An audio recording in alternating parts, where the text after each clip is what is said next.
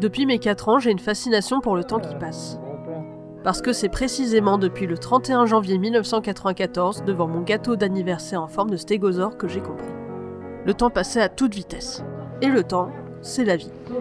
Je ne savais pas lire que je développais déjà une angoisse terrible pour la mort, car ça m'avait percuté de plein fouet. Oui, un jour, j'allais mourir. J'enterrerais mon père, puis ma mère, mon frère, ma sœur, tout le monde en fait.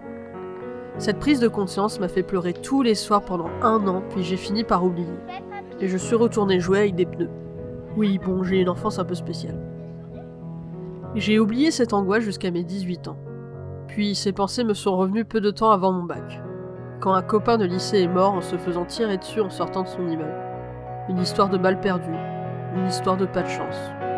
Peu importe la raison, il était mort comme ça, pour rien. Me remémorer à quel point notre existence ne tenait pas à grand-chose déclencha de façon abrupte les prémices de ma dépression.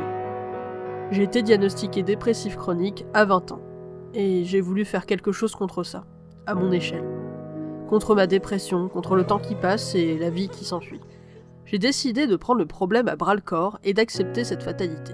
Oui, le temps va passer à toute vitesse, c'est un fait. Mais je le capturerai, chaque jour. Chaque jour, j'emporterai un morceau de lui et par conséquent, un morceau de moi. En une photo. Simple, rapide, efficace.